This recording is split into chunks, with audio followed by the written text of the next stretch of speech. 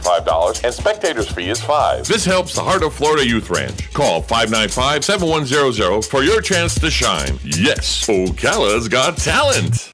Ocala's information station, 1370 WOCA. Ocala.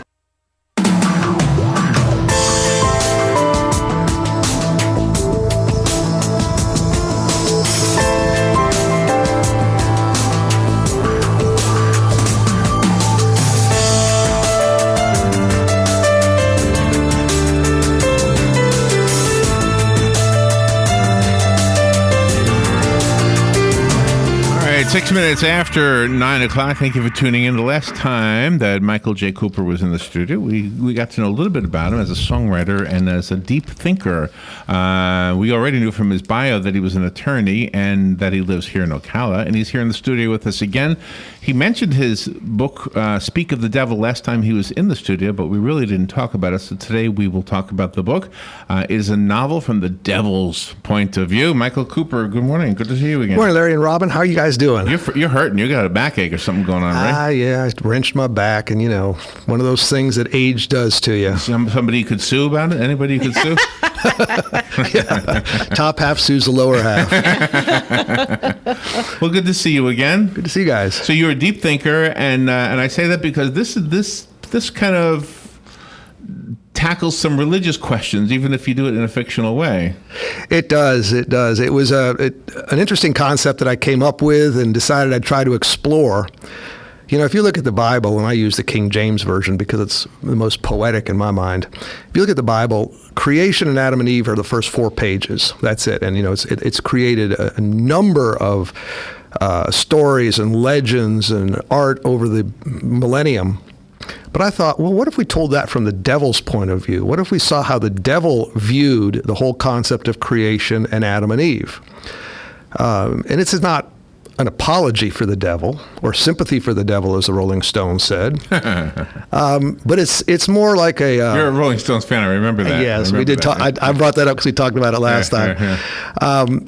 This is more of just a simple exploration of possibilities, that's all. Okay, all right. And just, does it hold up against the Bible, or is it purely fictional? What I've done is I've taken the sequence of the Bible and I've quoted quite extensively from the Bible as well, and taken those quotes and inserted them into the story. The devil is mostly an apologist for himself throughout the book as to his place in the world and his place in heaven and why he's down here and what he's trying to achieve and what God wants him to achieve. So the devil is in the book turned out to be a little pathetic, which is not how I started, but it's how it ended up. And then I took the story of Adam and Eve, and if you read the Bible, the story of Adam and Eve is a very, very short portion. It's only like a page or two long. Well, size doesn't matter, right? But I figured size doesn't matter. That's always been my philosophy. But what I did was I said, okay, let's take all the in-betweens of what the Bible says and fill it out. Let's fill out the gaps. Adam and Eve were expelled from Eden. Okay, right. What does that mean when they're expelled from Eden? What physically happened? What was it? I know. You're thinking. I've thought these things too. What is it? What was that place called Eden? Was it really a place on Earth, or was it something else? Well, if you read my book, you'll find out. It is. I describe Eden, and I describe Adam and Eve. And Adam. What is your take on what is the real important takeaway from the Adam and Eve story? What is the real important takeaway? From the devil's point of view, the important takeaway is that the devil believes we were created so to give him something to do. And he was sent to earth in order to test us. Eden was an opportunity for the beginning. It was the innocence. Eden was the chance, pretty much an impossible chance, as the devil says it was a setup. Eden was the chance for humanity through Adam and Eve to discover whether they could stick to God's plan and whether they could honor and obey God or whether they were going to fall. Okay, but what is the tree of the knowledge of good and evil, and why did God not want us to have the knowledge of good and evil? Why did he not want that? because once we knew evil, we would be distanced from God. In Eden, you don't really know good or evil because good and evil are comparisons. They are terms that need context. Good is only defined in relationship to evil, and evil only in relationship to good. In Eden, there was no such thing. Everything was perfect. So what actually took place? I mean, obviously, it wasn't eating an apple. Eating an apple doesn't enlighten you to good or evil. It just is an apple. So what actually took place? The apple was God's symbol for obedience. And it's not really the knowledge. It wasn't really the tree of the knowledge of good and evil. It was the tree of whether or not you're going to obey God or not obey God. And once you took a bite of the apple itself was irrelevant. It's the bite that counted. Because once you took that bite, you disobeyed God. Once you disobeyed God, you have set yourself up as an independent entity. You've set yourself up as somebody who's separate and apart, who has their own thoughts, feelings. You no longer buy in of God. Right. How many religions in the world can trace back to that story? Is it just the Judeo-Christian religions, or does it go back to? Does Muslim go back there? Does the Buddhists? Do they have that in there? There's what you call the Semitic religions. There's 3 Semitic religions, and that is from. My mind just went blank as to why they call them Semitic, but it has to do with the Bible. Islam, Judaism, and Christianity all start from the Bible. Islam goes up through Abraham and then separates. Judaism obviously is the Old Testament, and Christianity is the Old and New Testament. But they're all 3 religions start from the concept of the Bible. Which means that Adam and Eve are part of all 3. Yes, in some version, yes, they are. Okay. But they treat it a little bit differently. For example, in Islam. But in your book, you treat it the same, right? I mean, if we were following the logic in the book that you've written. Yes, but the devil does discuss the various versions. This is the book called Speak of the Devil. I just put a picture of the book on the screen here. Okay, and I want to point out that cover was designed by a local artist and a good friend of mine, Mary Verando. Good job. Some of you may know her. Whose hands? Are they her hands? I don't know, but I don't know. But I love the way she did it. I just think it's a gorgeous cover. Nice. Well, she's a staple in our community. Mary Verando. So. She's won a lot of Addy Awards, and she's been here a lot of years, a lot of decades. The red hand has long fingernails. It's the devil's hand and then Adam's hand. Okay. Now I see. Wow. Yeah. Well, the devil's got sexy hands. No wonder he ate the apple. When you're writing the book, the book is sort of like in a narrative form where the devil is actually speaking. How did you manage to want to go that direction instead of from an observer's point of view? It's written like in the first person. It is. What I did was the first 10 or 12 pages of the book are actually how the author sought out the devil. The author wanted to find the story of the origin of life. And the first 10 or 12 pages show the steps he took. And he finally realized, I'm never going to be able to talk to God until I die, but perhaps I can talk to the second best. I can talk to the devil, the one who was there at the beginning. And he finally explains how he gets there and speaks to the devil. And then he convinces the devil to tell his story, and one of the quotes is that it starts, once the devil starts talking, I quote from Psalms, "The tongue deviseth mischiefs, like a sharp razor working deceitfully. Thou lovest all devouring words, O thy deceitful tongue." And that's the introduction to when the devil starts. And the book is sort of not specifically divided in half, but the first half of the book tends to focus on the devil's fall, whereas the second half of the book tends to focus on Adam and Eve. We are at the halfway point. I knew this was going to do like it did last time. It goes quick with you, Michael. We'll be right back. We've got some callers calling in. If you're calling in right now, don't give up. We will get your phone calls. Michael J. Cooper is in the studio. He's our guest. He's an attorney and an author and a songwriter. Today we're talking about the book Speak of the Devil, a novel from the devil's point of view. We'll be right back. The weather is brought to you by myfwc.com. Safe boating is no accident. This Wednesday, intervals of clouds and sunshine with a shower or thunderstorm mainly this afternoon. High 78 at the coast, 83 inland. Partly cloudy and warm Wednesday night, lows in the 60s. For Thursday, clouds and some sunshine, warm with a shower or thunderstorm before the day is through, high 82 to 86. For Friday, partly sunny and very warm with an afternoon shower or thunderstorm, high 85 to 89. From the Florida Weather Center, I'm meteorologist Joe Lundberg. This Mother's Day, join us for Pokin' for the Pee-wees. Saturday, May 7th, 11 to 2. Food, prizes, petting zoo, pictures with Disney princesses and superheroes, bounce houses, games, live music, and more. See you at Beautiful Moments Party Rental just south of the airport on 60th Avenue. Limited vendor space available. Call me, Dr. Erica Olstein, with A Better You Healthcare at 352-615-5566. 615-5566. Central Florida Eye Institute is the area's leader in laser vision correction. From high-definition refraction surgery and LASIK vision correction to custom cataract, glaucoma, and diabetic treatment, you can count on Dr. Crowley and his effective, friendly staff to provide you with the quality care you deserve. Call 352-237-8400 for an appointment or more information. That number again is 352-237-8400. Looking forward to service your vision needs. Don't get caught without your daily source of senior deals. Pick up your copy of the Senior Voice newspaper. It's your source for schedule and events tailored to seniors, with information you need, like a list of free events in the area. We even have Tom's Picks, a free referral for people who are looking for a company to do work for them. Tom's Picks will refer the company to you that fits your needs, and all we ask in return is that you tell them where you heard about them. For more information, call Tom's Picks, 352-804-1223. And pick up your copy of the Senior's Voice at most any business up and down the 200 corridor. Now read Ocala Downtown newspaper online. Yes, it's the third annual Ocala's Got Talent with semifinals May 7th and finals May 21st. But you still have time to shine and audition for a slot in the running for your shot in Ocala's Got Talent. Call 595-7100. First place $1,000, second place $500, and third place $250. Audition fee is just $25 and spectators fee is $5. This helps the Heart of Florida Youth Ranch. Call 595-7100 for your chance to shine. Yes, Ocala's Got Talent.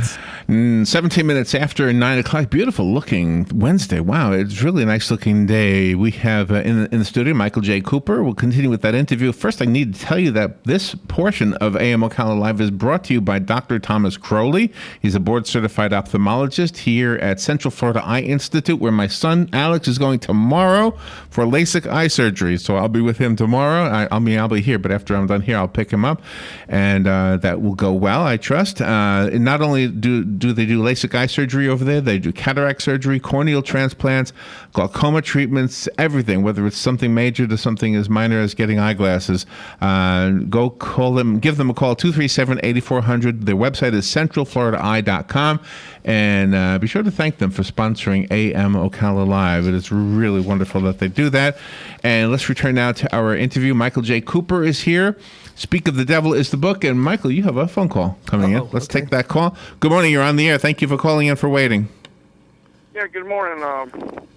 What really happened was that Adam and Eve had sex with the devil and with Adam, and she conceived two children, Cain and Abel, and the child of the devil killed his brother. And that's where the tares come from. They're speaking the Bible. The tares that lie, steal, and kill. They're walking flesh and blood children of the devil. And they are children of God, the sheep too. Yeah. So the battle goes on, and that's where it started. It wasn't eating no apple. Okay, thank you. Thank you for that. A lot of people think that. A lot of people think that the apple was actual sexual intercourse. Oh, I get into that. And as the devil says, what happened in Eden stays in Eden. I will neither admit nor deny. Oh, no. But yes, he discusses that theory in some detail, actually. But it is interesting how people have a theory about what it actually means. You know, I always think, you know, you were talking during the break about a book you were thinking about working on, where it's a self-help book that starts at the low end. Yes. Instead of how to make $1 million, how to start with $1 or something. You know? Right. I don't want to tell them the title because I don't want somebody to steal your idea. But I've often thought that sometimes as we get older, that the older we get, the less likely it is that we'll sin because we're getting smarter and wiser. But when you look at celebrities, it's like the exact opposite. It's like sometimes I think they just keep going and going and getting worse and worse and worse. And meanwhile, the rest of us, okay, I can remember when I was 15 and 16 and thinking nasty things, and I would never do that now. You know what I mean? Yeah, I do, Larry. And actually, again, the devil discusses this. He discusses how his optimum period for corrupting the soul. He says, when you're a child, when you're young, very, very difficult because you have that childlike innocence. Right. As you get into your teenage years, you're so full of yourself that there's no room for him to intercede because you're doing it all on your own. Right. And then when you get into your adulthood, particularly your early and middle adulthood, he said, that's my prime time. As you get to the older years, it's very hard because you're set in your ways. There's little I can do. And so he goes into it's interesting that you should bring that up because he actually discusses that whole concept of when is the prime time for the devil to interject himself into our lives and corrupt us. That is interesting. And I'm sure there is a prime time for that as well. What is your thoughts on the idea that the one sin that is referenced in the Adam and Eve story, that one sin, whatever it may have been actually, is the reason for us needing salvation? And in order to receive salvation, we have to believe in that gift, but we don't necessarily have to believe in the act that created the sin in the first place. It is interesting that one act, eating the apple, just using that metaphorically, cursed the whole human race. And then the one act that we just celebrated this past Easter Sunday of Jesus, sacrificing his life for our sins, applies to everybody on earth. Same as the first act of sin, but you have to believe in it in order for it to work. You don't have to believe in the sin, though. No, belief and faith. Sometimes. And I think as I recall, I get into this in the book. There's a difference between belief and faith. Belief means the conscious act of accepting as true. Faith is more of a deeper, visceral. It's more of almost a subconscious act of not so much accepting it as true as acknowledging that it is going to be true in your life. So if you have faith, that's deeper, that's more intense than simple belief. Yeah. Do we try to analyze things and explain things. And so here's my simple way of living with it, because I'll never understand it. What's the thing that they say in the church? It surpasses all human understanding or something like that? Okay, well, that's me. And I'm way before that. If you're understanding something, chances are I didn't understand even less than what you understand. But if I take a bus from Ocala to Los Angeles, okay? I sit in the bus and I have faith that bus driver is going to get me there. I don't know how the bus operates. I don't know what route he's taking. I don't know how much he gets paid. I don't know anything. All I know is I'm going to get there. Mm-hmm. And I'm fine. I can take a nap. So I think that's what faith is. It's just saying, you know what? I trust that whatever you're doing is, I don't know how you're doing it, but I believe it's going to happen. Yes, belief is an attempt to understand. Faith is trust, as you just said. Faith is trust, and you don't need to understand if you have faith. When the devil seems to work in other people's lives to try to split families apart, or maybe a person's lost his job, and then they feel, well, that was the devil working in me because it's my fault that I lost my job. What do you say to those people to try to get him out of their life? It's that I don't know. That still comes back to faith. If you have the faith that there is salvation, and there's a difference of just saying, well, it's all done for a purpose. I don't know if it's all done for a purpose. I can't go there, and I don't want to explore that thought.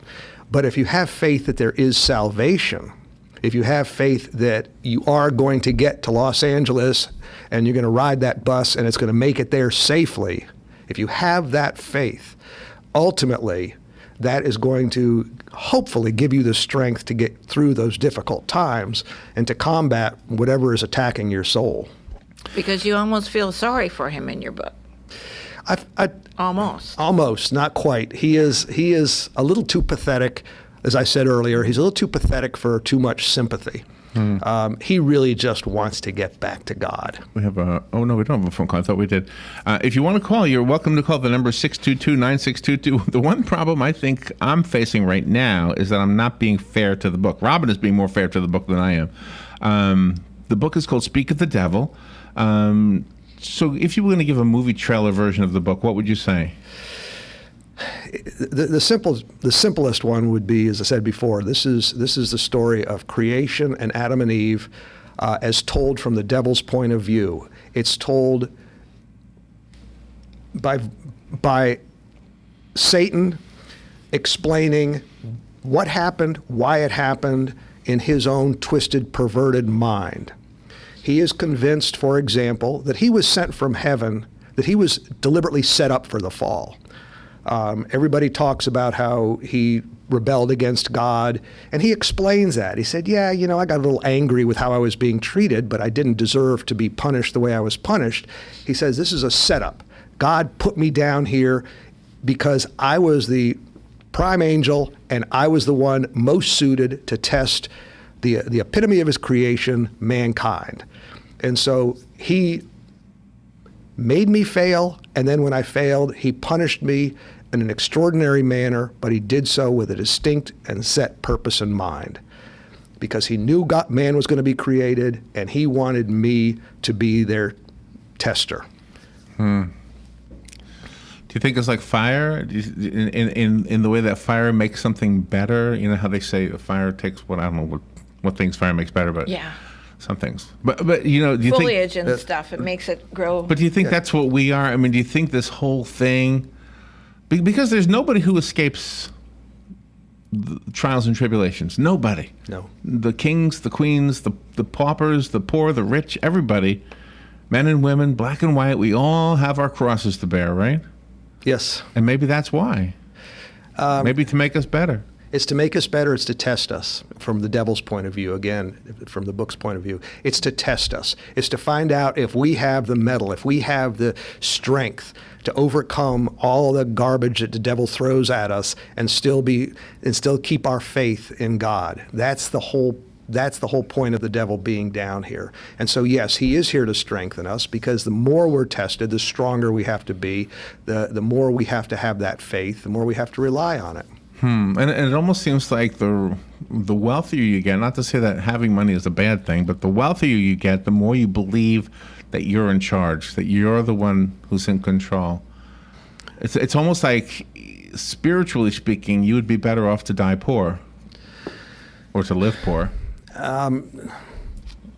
Money can corrupt, there's no doubt about it, but it doesn't have to. It doesn't have to. I said you're a deep thinking man. I wasn't lying. Do you want to give one of these away? Can I do that? Yeah. Can I give it away? Michael J. Cooper is the author of the book. He's here in the studio. He's in Ocala. Did you grow up here? No, I came here in 1979. From? Actually, I came from Daytona Beach, and then before that, Schenectady, New York. Oh, wow. Okay. Nice. But I went to school in Daytona. The book is here for free. If you want it, call me, 622-9622. We'll leave your name on it. It'll be waiting for you here at the office, 622-WOCA. And if you don't win it, you can buy it. And Speak of the Devil, I found it on Amazon. You had some, let's see, that's where I got the picture from that I put on here. Looks like he's doing very well. $13.03. Well, $13.03. I love that. It's a funny number. They made that up, not me. And do you have a website? Well, I have my law website, but no, I do not. I've had several people suggest I create one. Okay. So michaeljcooper.com, that's the legal one? It is, and unfortunately right now somebody ate it. Somebody ate it. Oh, my gosh. You shouldn't. That was a sin right there. Good morning. You've got the book. Who's this? Hi, this is Nancy. Nancy, do you know where we are? In Ocala, at the Paddock Mall. At the Paddock Mall. The book will be waiting for you with your name on it, okay? Awesome. Thank you very much. Thank you, Nancy. Well, good luck, Michael, on everything you do. I'm sure you're going to sell a lot of books and come back. I'm really enjoying getting to know you. So thank you for coming in. Thank you very much. Thank you both. We'll take a break. Be right back.